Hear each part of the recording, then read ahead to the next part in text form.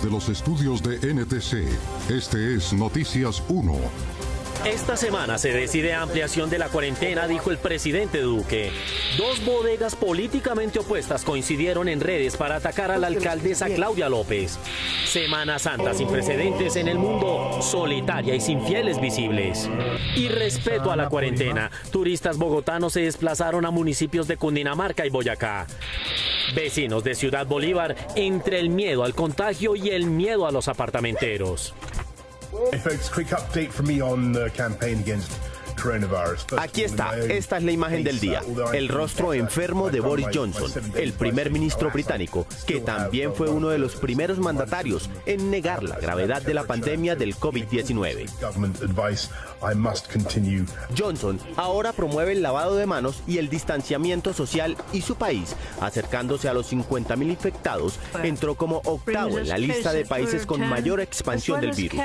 Su colega norteamericano, también exnegacionista, le envió un saludo deseándole pronta recuperación. De esta historia hablaremos hoy.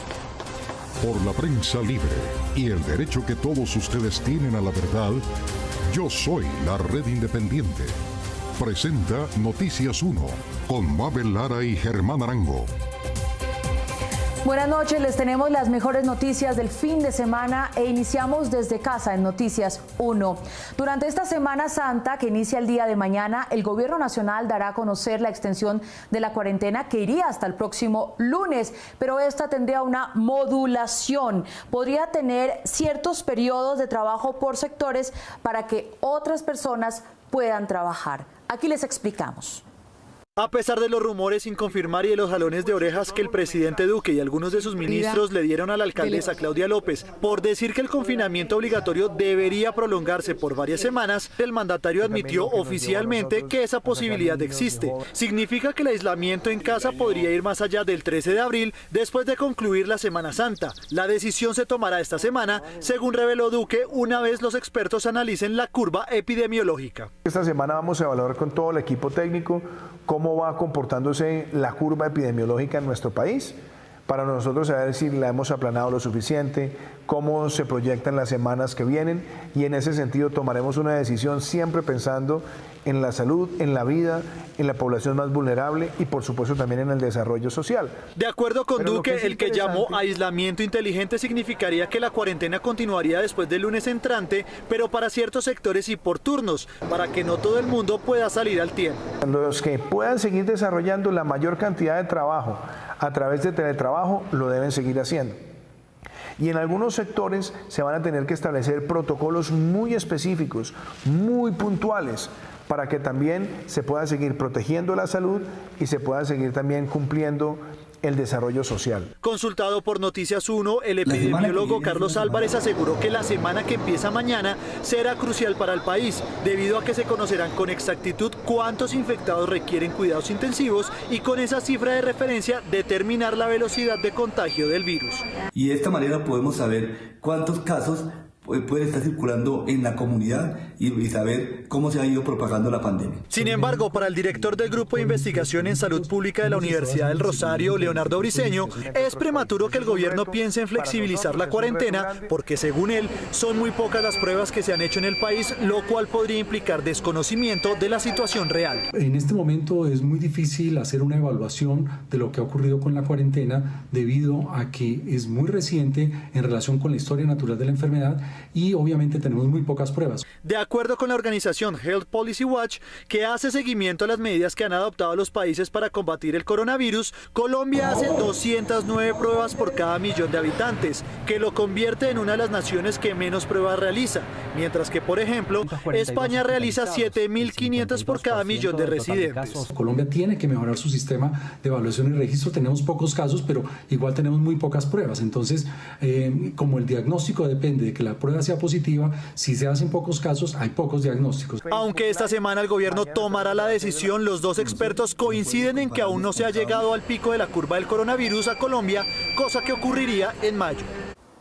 Hoy el informe epidemiológico confirmó otras 79 infecciones de COVID-19 en nuestro país, el ingreso de 4 pacientes más a cuidados intensivos y también un conteo actualizado de 35 personas muertas por coronavirus. En total llevamos 1.485 casos. Pero, ¿esto qué significa? Nos explica nuestro subdirector de noticias, Ignacio Gómez. Mabel, significa que el país está alargando la curva de contagios y aplazando la infección. A este ritmo podríamos llegar al máximo de contagios calculado por el Instituto Nacional de Salud a finales del próximo mayo.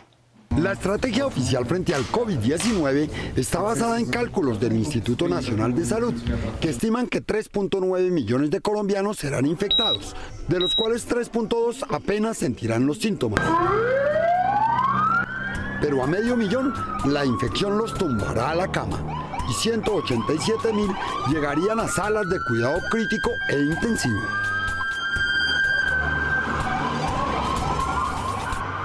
El problema es que si esos 4 millones se contagian al ritmo que lo han hecho los italianos o norteamericanos, no hay forma de que reciban atención médica.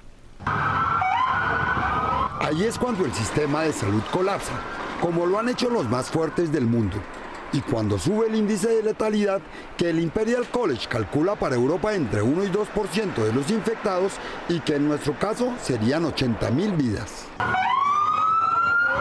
La capacidad inicial de Colombia es de 87.539 camas, de las cuales 8.068 son de cuidado crítico e intensivo. Esta sería nuestra máxima resistencia y techo máximo de nuestra curva epidemiológica. ESRI calculó para Noticias 1 el índice de ocupación de camas hospitalarias y de cuidado intensivo con base en los reportes del Instituto Nacional de Salud, cuya evolución se muestra día por día en esta línea. Por el momento hay distancia hasta el techo de esa capacidad, pero actualmente duplicamos nuestras cifras cada 6 días. Al cabo de un mes tendríamos 89.700 infectados y al finalizar mayo se habrían infectado los 3.9 millones calculados por el Instituto Nacional de Salud. Este es el estado actual de la curva del COVID-19 en Colombia, que sigue y seguirá mostrando una progresión, diferente a lo que muestran las cifras de Japón, Corea del Sur, Singapur y Hong Kong, que sí han logrado aplanar sus curvas, que primero mantuvieron estable la cifra de enfermos y ya están reportando más pacientes recuperados que enfermos nuevos. Desde antes de la epidemia del COVID-19, las bodegas de troles en redes sociales estaban en teletrabajo. Por eso les quedó muy fácil unirse para atacar de nuevo a la alcaldesa de Bogotá, que estaba impulsando a sus gobernados y también liderando la epidemia en este momento. Las decisiones. Iván Serrano nos cuenta esta historia. El hashtag Claudia López Oportunista fue trinado por primera vez el 22 de julio de 2014 desde la cuenta de Twitter uribista Amir Sajim y por segunda y tercera vez en abril y septiembre de 2019 desde la cuenta de la tuitera Patricia Restrepo, quien según la investigación de la Liga contra el Silencio es una de las integrantes de la conocida como bodeguita uribista. El pasado 26 de marzo, un día después de entrada en vigencia la cuarentena nacional, los tuiteros uribistas iniciaron el día promoviendo el mismo hashtag, Claudia López Oportunista. El primer trino de esta última temporada se publicó en la cuenta Elena Di Troya a las 9:28 de la mañana de ese 26 de marzo y de inmediato empezó a ser replicado por cuentas de la misma tendencia. Por ejemplo, a la 1:14 de la tarde, en otra de las cuentas, @El Republicano, identificada también por la Liga contra el Silencio como de la bodega uribista, se trinó lo siguiente. Déjenle aquí sus mensajes a numeral Claudia López Oportunista utilizando el hashtag Exijamos que gobierne y deje de hacer campaña política. Esta emergencia es para actuar. Retweet a los que me respondan con el numeral Claudia López Oportunista.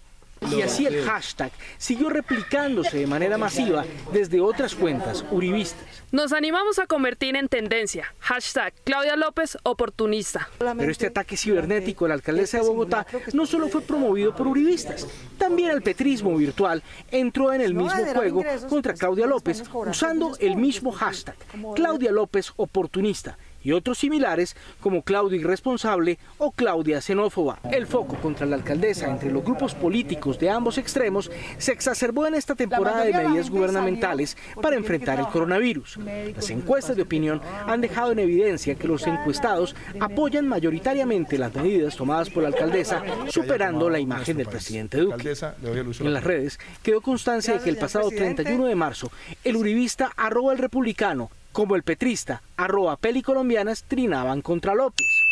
El 24 de marzo fue tendencia Claudia no genere desunión. El 26 y 27 Claudia López oportunista. El 29 el saboteo de Claudia. Y el 31 de marzo y el 1 de abril Claudia irresponsable. Además, desde algunas de estas cuentas se han trinado noticias falsas en momentos en que cualquier sugerencia puede crear caos y desorden social. Luego de analizar la situación de los médicos en el país que están en la primera línea de ataque del COVID-19, algunos congresistas propusieron rutas de atención para el personal sanitario que garantizara su bioseguridad, también hospedaje, pero al ministro del gremio no le pareció. Eduardo López Júquer. Mabel, el ministro respondió a la propuesta diciendo que la situación de ellos no es diferente a la del resto de los colombianos y que darles esas ventajas crearía inequidad. Los senadores Roy Barreras, Juan Luis Castro, Fabián Castillo, Iván Cepeda y Ríter López, con 70 organizaciones del sector salud, le pidieron cuentas al gobierno sobre las medidas para proteger a quienes enfrentan la pandemia en primera línea. Nos constituimos en mesa de seguimiento a las condiciones laborales, de bioseguridad y familiares de los trabajadores en salud. En audiencia virtual, los profesionales de la salud expusieron las dificultades que están experimentando, como la discriminación social, al ser señalados como portadores de la enfermedad. Es prioritario tenerlo de los hoteles, el transporte, también lo del lavado de ropa y formalizar a esos trabajadores para que tengan bioseguridad. La solicitud de transporte y alojamiento especiales como medida de protección para el personal sanitario y sus familias, al parecer, no fue de buen recibo por el ministro Fernando Ruiz. En este caso, la situación del personal de salud no es diferente a la de la población general. Y en esas condiciones, plantear una condición diferente nos parece que generaría en un término de inequidad. Los trabajadores del sector salud le recordaron al ministro que son la primera línea de contención de la pandemia y sus riesgos son más altos por la forma como son contratados a través de prestación de servicios. Necesidad de un régimen especial de contratación para los trabajadores de la salud, así como lo tienen otros sectores. Dentro de eso, la urgencia de un seguro de vida. La propuesta generada por los propios médicos, enfermeras y auxiliares tampoco recibió el beneplácito del doctor Ruiz. Pagar un costoso seguro privado para personal de salud que tiene COVID-19 no tendría mucho sentido, cuando lo que buscamos es que evidentemente toda la población sea atendida por las mismas condiciones. La protección de las familias de quienes atienden a los contagiados también fue una de las preocupaciones planteadas ante eventuales fallecimientos de médicos, enfermeras o auxiliares. ¿Cuál sería el panorama que le esperaría a la familia? El gobierno descargó la responsabilidad en las ARL.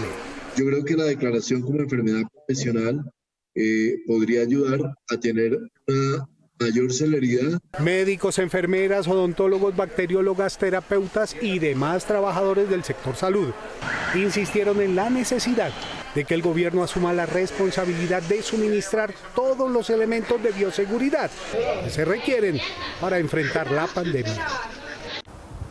La Semana Santa que inicia el día de mañana, Semana Santa 2020, será recordada como una Semana Mayor singular, donde toda la humanidad está en este momento combatiendo al COVID-19. Será una Semana Mayor, además, sin fieles a la vista. El Papa Francisco inició las celebraciones de Semana Santa en la Basílica de San Pedro, sin feligreses. La pace sia con voi. E con il tuo spirito. Al primer evento que conduce a la Pascua y frente al sepulcro del apóstol Pedro, solo asistió un pequeño grupo de monjas, sacerdotes, escoltas y el coro. En el resto del mundo católico sucede lo mismo. A falta de celebraciones litúrgicas por el COVID-19, en Málaga, España, los médicos del hospital regional hicieron su propia procesión. Y en otras ciudades hubo penitentes que burlaron el confinamiento bajo la sombra de su fe para participar solos en su procesión. Mientras transcurría el día, hubo quienes aseguraron haber sido beneficiados con milagros, como la multiplicación de los peces en Puerto Armuelles, Panamá. Y en Colombia, mientras para muchos este Domingo de Ramos fue como los anteriores, llenos de paseos, fiestas y trago como está en Cali. Para otros creyentes fueron pruebas de fe. En la iglesia del barrio Egipto, en el oriente de Bogotá, se vio un feligrés postrado frente a la nave central oculta tras las puertas. En la usualmente concurrida iglesia del Divino Niño en el sur de la ciudad, también estaba un penitente. A diferencia de la iglesia consagrada al Señor de los Milagros de Buga, el templo de Veracruz y la iglesia de la Tercera Orden, donde solo les entró el viento. O como la catedral, que en el primer día de la Semana Mayor, cuando en otros años asistieron miles de creyentes por día, hoy solo la visitaron miles de palomas.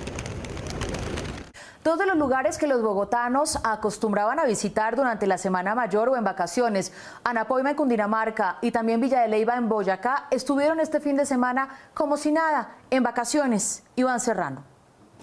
Mabel, los alcaldes de estos municipios intentaron convencer a los paseantes de que no es época de diversión en grupo y mucho menos para salir de sus confinamientos. Faltarán 2 semanas para que veamos las consecuencias de estos necios. Sin respetar la cuarentena nacional con que nos protegemos todos del contagio, viajeros bogotanos salieron este fin de semana con rumbo a varios destinos turísticos cercanos a la capital. Varios municipios de la sabana de Bogotá, Boyacá y poblaciones de climas templados de Cundinamarca fueron elegidos por quienes infringieron la norma. El diario Boyacá en su página de Twitter publicó varias fotos de vehículos con placas bogotanas llegando a Villa de Leyva, tal y como ocurriría en época corriente de vacaciones. Hoy en Villa de Leyva todos los espacios atesados de público y de carros ingresando. Hay preocupación por lo que se considera descuido de las autoridades. Y en Anapoima, su alcalde, en compañía de la policía, el ejército y funcionarios de gestión del riesgo, tuvieron que montar retenes en los peajes de acceso a su municipio para impedir la llegada de turistas provenientes de la capital. Nos encontramos ejerciendo control aquí en el peaje de San Pedro, dentro del corredor Mosquera-Girardot. Los puestos de control se mantendrán durante la Semana Santa. Los mandatarios de estos municipios hacen un llamado para que los bogotanos respeten la cuarentena. Quédense en casa por sus familias, quédense en casa por sus vecinos y quédense en casa porque de esa manera nos protegen a nosotros, los que vivimos en territorio. Aunque el número de viajeros que infringieron el confinamiento ha sido reducido en comparación a Semanas Santas anteriores, a su regreso, quienes no logren demostrar que salieron por motivos humanitarios serán sancionados. Una colombiana que en medio de los cierres aéreos del COVID-19 quiso salir de Centroamérica le está pidiendo cuentas al embajador de Guatemala por el dinero que les cobró para repatriarlos, y el dinero que ella consignó llegó directamente a una ONG. Juan Fernando Barona. Mabel, ella tenía un tiquete de regreso que se hizo efectivo con la mediación de la embajada, pero lo que le pidieron por ello llegó a una asociación privada de colombianas en Guatemala. Lina Martínez es una colombiana que estaba estudiando su maestría en Guatemala, que tuvo que suspender cuando se presentó la pandemia del coronavirus. El 16 de marzo, día en que el país centroamericano cerró sus fronteras, ella se comunicó con la embajada colombiana para averiguar si estaban adelantando las gestiones de repatriación. Me dijeron que por el momento no estaban pensando nada, pero días después, Lina recibió una llamada de Andrea Beltrán, funcionaria de la embajada, que le avisó que se estaban adelantando las negociaciones para permitir que los colombianos en Guatemala, que previamente habían adquirido un tiquete de regreso, pudieran volar. Yo le dije que efectivamente tenía un tiquete comprado para el 14 de abril porque pensaban ir de vacaciones. La funcionaria le dijo que tenía la fortuna de ser una de los pocos colombianos que podrían regresar. Sin embargo, le avisó que había que pagar una penalidad. Que es aproximadamente de $1.000 y que tenía que confirmarle en el rango de 1 hora máximo. Como pudo, Lina consiguió el dinero y le preguntó a la funcionaria a qué cuenta debía consignarlo. Me pasa efectivamente un número de cuenta a nombre de la Asociación de Damas Colombianas. Después de consignar el dinero, que para el momento ya había bajado a $750, Lina recibió este correo de parte del auxiliar de misión diplomática Andrea Beltrán con el recibo de pago. Sin embargo, no aparecía como una penalidad, sino como una donación a esta fundación. Llega desde el correo de la Cancillería a nombre de la Asociación de Damas Colombianas y en el encabezado de la factura dice que es una donación. Según la página de Facebook, esta asociación se describe como una asociación sin ánimo de lucro que sirve de punto de referencia para los colombianos que llegan a Guatemala y apoya a diferentes obras sociales en Guatemala. Incluso en su cuenta de Facebook promocionó este viaje como humanitario e informó que aún había cupos disponibles. Aún hay espacios disponibles. El domingo 22 de marzo, horas antes de que Colombia cerrara sus aeropuertos, se dio el viaje, pero antes el ministro consejero de Colombia en Guatemala, el ideólogo uribista Fernando Alameda, los despidió y aseguró que gracias a él es que se estaba dando su regreso. Estoy asumiendo en este contrato que firmé, señor mi coronel, en este contrato que firmé, nada más y nada menos que la responsabilidad de este viaje. ¿Qué opinan, Espero que mañana me metan a la cárcel. Orgulloso de su gestión, el consejero les pidió a los viajeros que se tomaran una foto. Métanse un poquitico, vamos, que nos tomemos una foto aquí todos, sí. Los colombianos llegaron al aeropuerto El Dorado, pero ningún funcionario de la Cancillería los recibió. Noticias 1 se comunicó con el Ministerio de Relaciones Exteriores para averiguar por qué una funcionaria estaba solicitando dinero, qué relación tiene la Embajada de Colombia en Guatemala con la fundación y para qué fue utilizado el dinero. La Cancillería manifestó que no conocían del tema y que averiguarían. Noticias 1 obtuvo uno de los borradores del decreto ley del Ministerio de Justicia, donde se permitiría la excarcelación de un grupo de presos, una medida con la cual se quiere aliviar la situación de las cárceles en el país en medio del coronavirus. Guillermo Gómez. Mabel, pero el decreto, en lugar de permitir la salida de 10.000 presos, impediría la libertad hasta de los que la ley ordinaria permite. El borrador del decreto ley que permitiría la excarcelación de unos detenidos para evitar la expansión del coronavirus en cárceles llegó a la Sala Penal de la Corte Suprema de Justicia. Aunque esa alta corte no ha hecho ningún pronunciamiento, expertos penalistas que lo han revisado encontraron que el decreto resultó más restrictivo que las leyes penales existentes para épocas normales. Encontramos en este decreto situaciones como las siguientes. Primero, mientras en la legislación ordinaria las personas que hayan cumplido las 3/5 partes de la condena en la mayoría de delitos pueden gozar de la libertad condicional, en este decreto se les da la detención domiciliaria. Resultan tan absurdos que en algunos casos la legislación ordinaria es más favorable. Al decreto se le estarían haciendo modificaciones a raíz de que ha sido criticado, al punto que el fiscal general le dijo a El Tiempo que no es partidario de la libertad masiva de presos porque la criminalidad que está en las cárceles es más peligrosa que la pandemia, y propuso trasladar a quienes están próximos a cumplir sus condenas a las propiedades que incautaron a los narcotraficantes, pero abogados penalistas aseguran que esa propuesta no es posible. Jurídicamente no es viable, dado que la legislación colombiana no permite que los internos sean recluidos en un lugar que no cumpla las condiciones de seguridad para ellos y para el entorno. De aplicar el borrador de decreto que está en poder de la Corte, los penalistas advierten que no habría 10.000 excarcelados, como pretende el gobierno, para evitar el contagio, porque los delitos excluidos del beneficio son los que más se cometen. No obstante, la amenaza que se cierne sobre las personas privadas de la libertad, a la fecha no conocemos de un decreto que fije una política de aislamiento para garantizar la salud y la vida de las personas en esa situación. El borrador de decreto excluye del beneficio de excarcelación incluso a quienes han robado ganado, un delito menor. Aunque el gobierno destinó 14.8 billones de pesos para ayudar en los temas de contingencia del COVID-19, los congresistas sostienen que este dinero no alcanza y que es necesario apropiar otros para fortalecer el sistema de salud y también para paliar el hambre que se ve venir. Enrique Tapias. Mabel, los cálculos de gastos que ellos hacen varían entre los 15 y 20 billones y entre las fuentes de esos recursos mencionan la venta de activos improductivos, el cambio en la regla fiscal y el endeudamiento interno.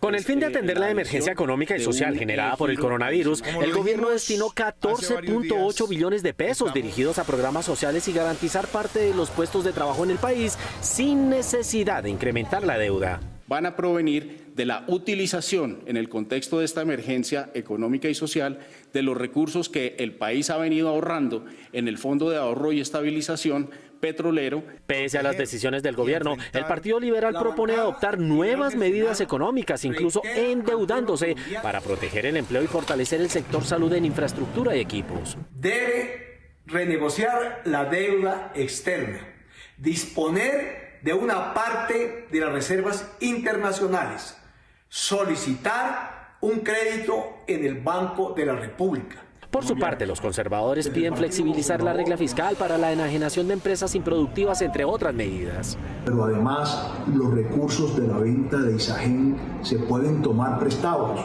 Hay 2,5 billones de pesos en bonos.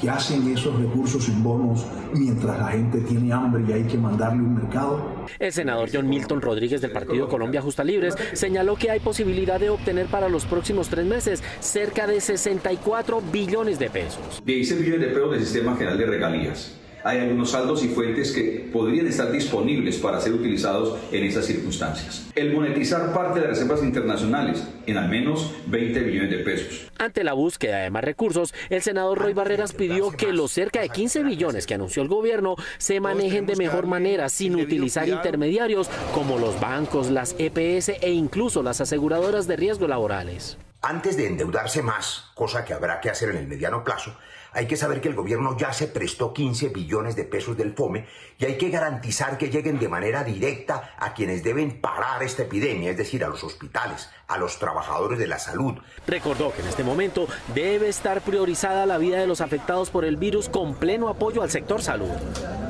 Y llegan las cifras. Brasil, que hoy tiene 486 muertos por el COVID-19, comenzó la epidemia con el doble de ventiladores por habitante que el resto de los países de Latinoamérica, lo que indican los indicadores.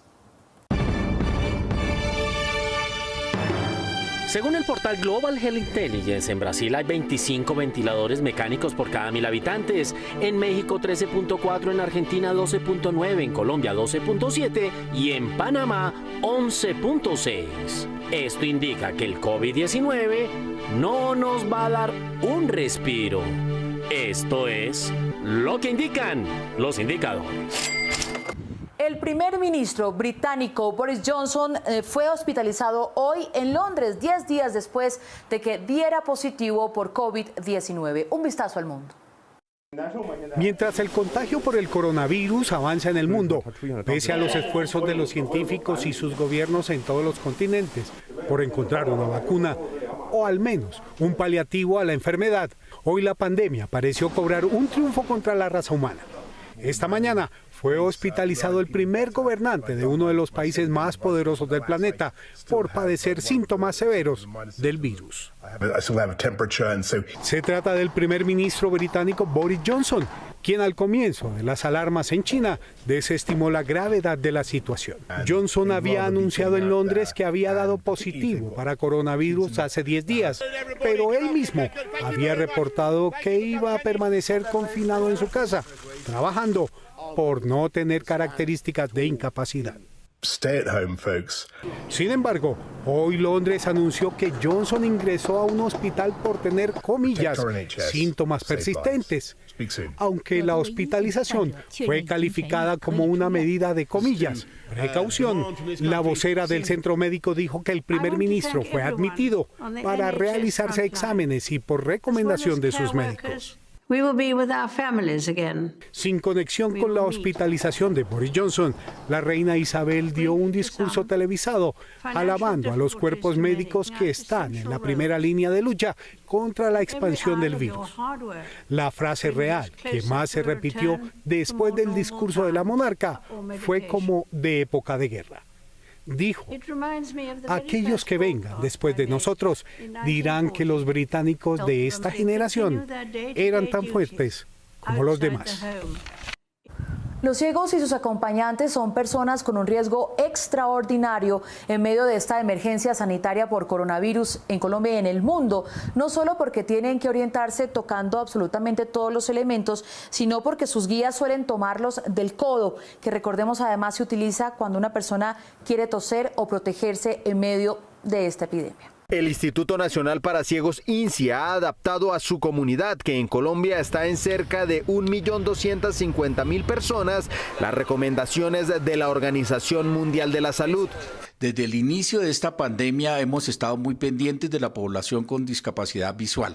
Por eso realizamos una guía de recomendaciones para prevenir el contagio para las personas ciegas con particularidades específicas de esta población, como el exceso que tenemos del uso del tacto, el bastón y el uso de perros guías. Las personas con discapacidad visual permanentemente están tocando para leer o reconocer los objetos, por lo que están propensas a recoger más gérmenes y bacterias imperceptibles al tacto, lo que hace que el lavado de manos en esta población sea más regular.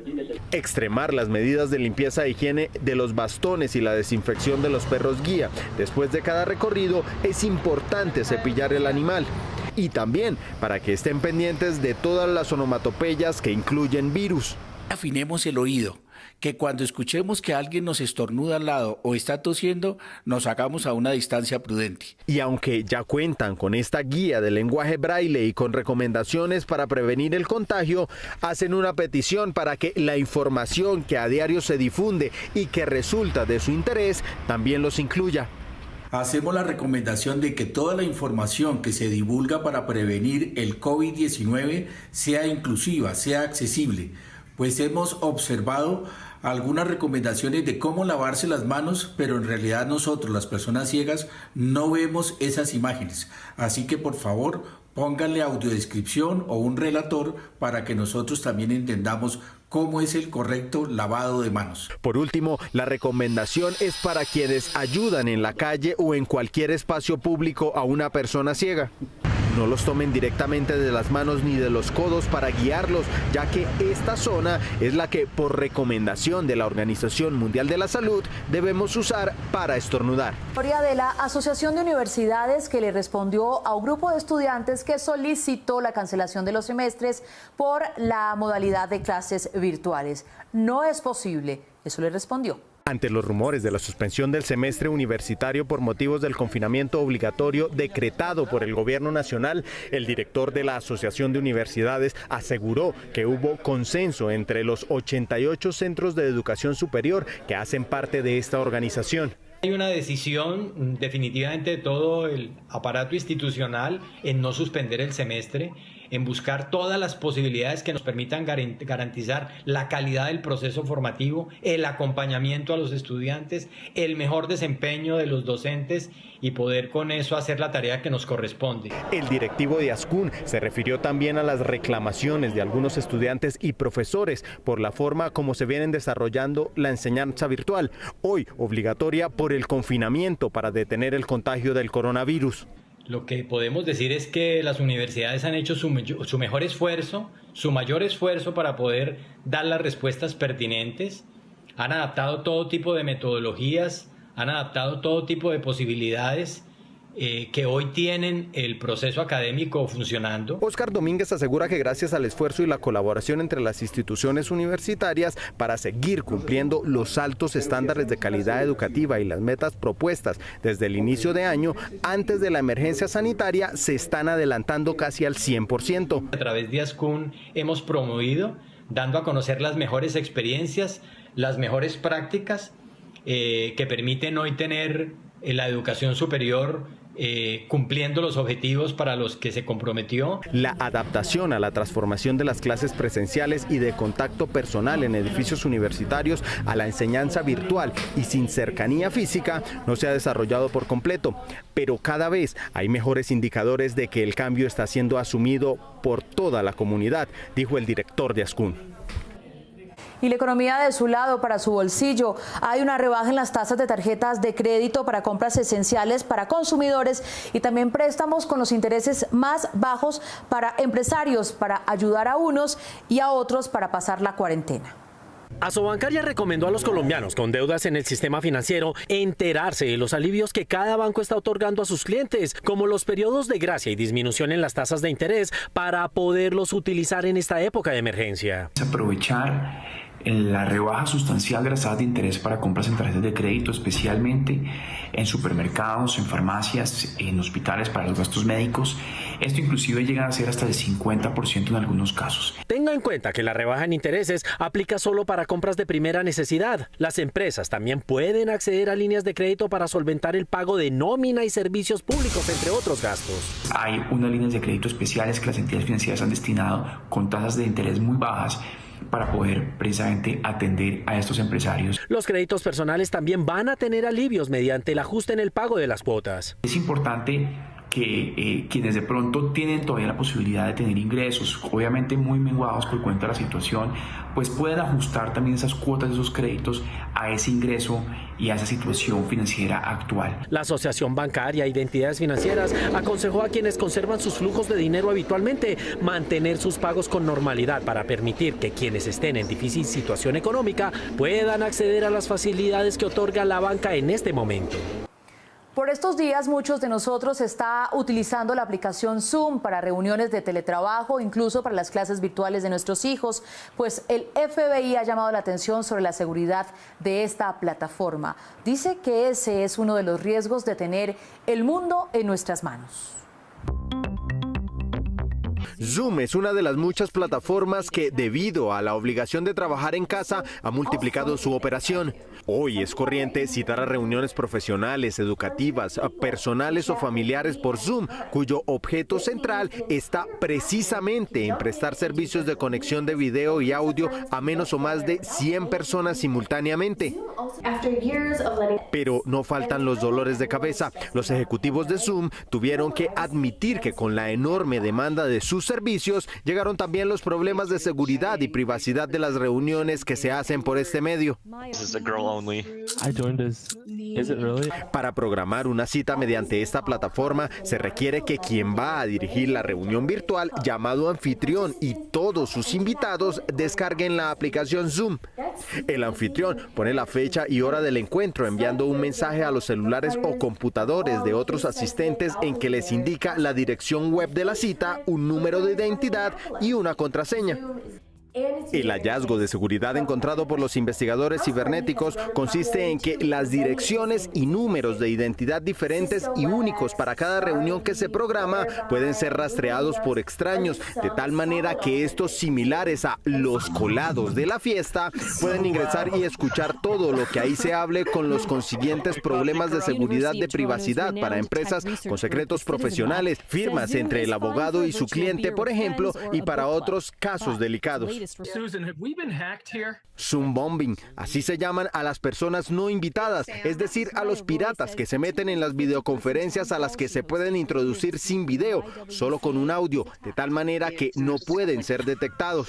Según un reporte del Washington Post, otro problema de privacidad consiste en que las miles de citas realizadas en esta plataforma quedaron expuestas en Internet.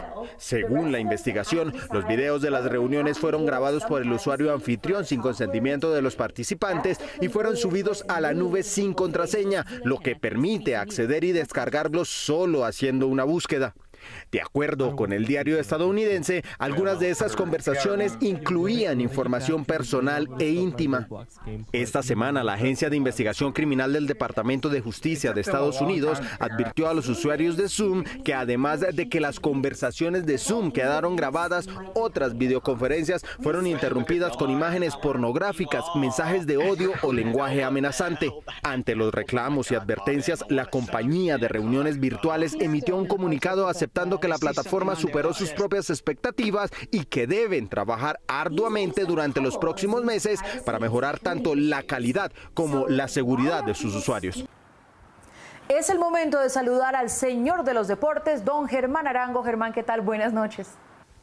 Claro que sí, Mabel, muchas gracias, muy buenas noches. Comienzo contándole que después de una inversión de cerca de 16.000 millones de pesos y de 3 visitas de inspección exitosas, el laboratorio antidoping del Ministerio del Deporte quedó a solo un paso de obtener su recertificación, paso que de todas maneras se dará después de la crisis del COVID-19. Colombia, a través del Ministerio del Deporte, está cada vez más cerca de recuperar la acreditación de su laboratorio de control al dopaje, luego de que se conoció el resultado de la tercera evaluación que realizó la Agencia Mundial Antidopaje. Para nuestra satisfacción, las 3 rondas presentadas ya en el mes de septiembre, noviembre del 2019 y en enero del 2020 arrojaron resultados satisfactorios, es decir, nuestros métodos analíticos actuales cumplen con los requisitos de sensibilidad de los otros laboratorios. Durante estas evaluaciones, el personal del laboratorio recibe muestras ciegas, es decir, no conocen su contenido y deben identificar las sustancias prohibidas en el deporte. La inversión por parte de Mindeporte durante 2019 y 2020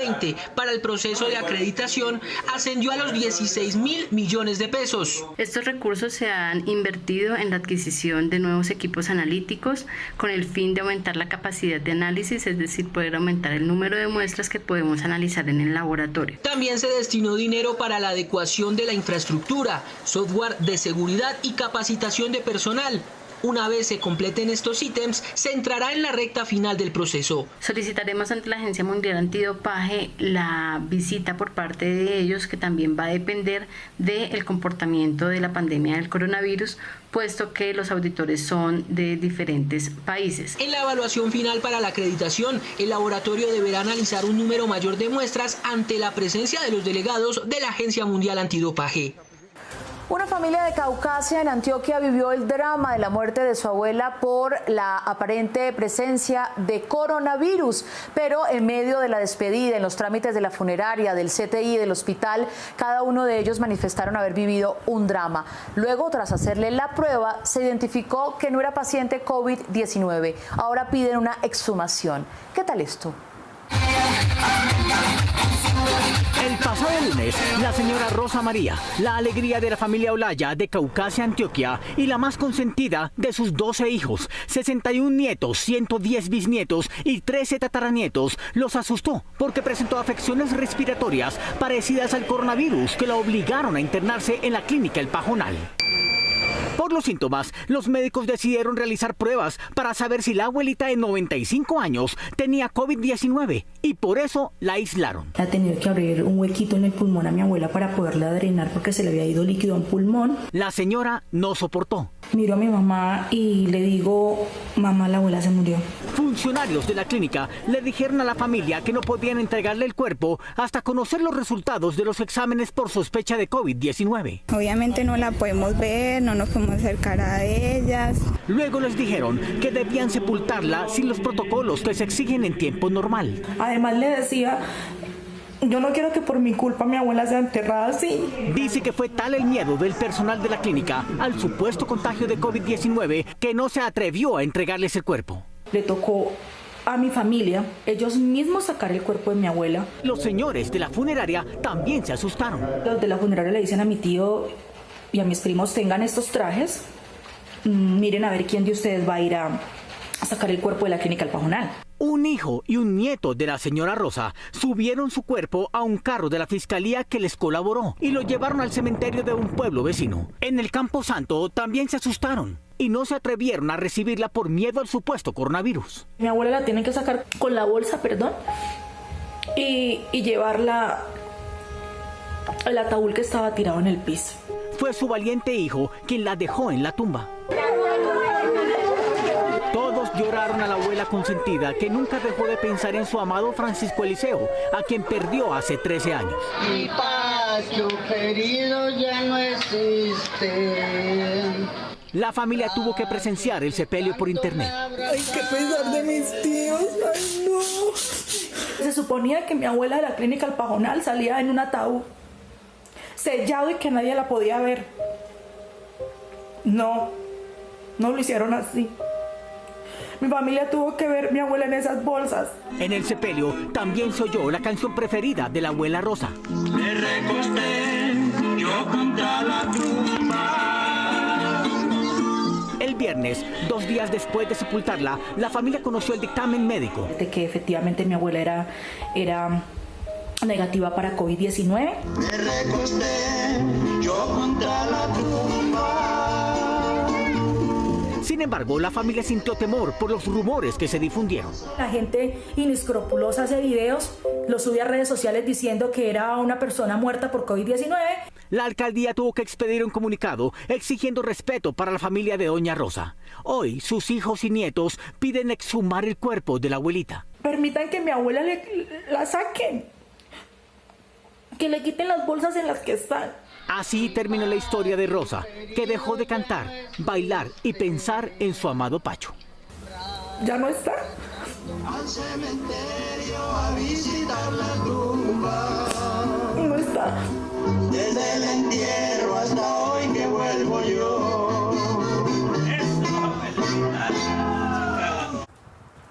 Aquí está nuestra imagen de despedida. El show de los Palm Beaters, un grupo de Ghana en África Occidental que ofrece un show musical de baile en vivo en medio de las ceremonias fúnebres, según explican, para que el entierro duela, pero también para que se disfrute la despedida.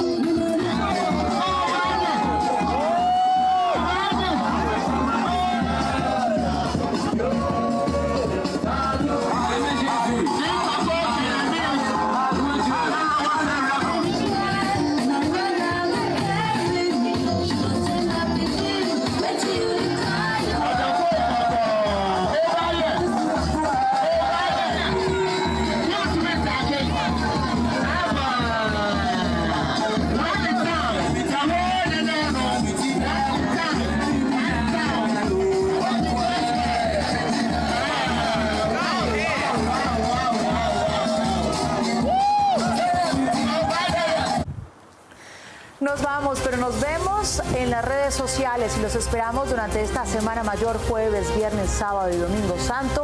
Estaremos acompañándolos desde casa. A ustedes gracias por elegir la independencia. Buen inicio de semana. Chao.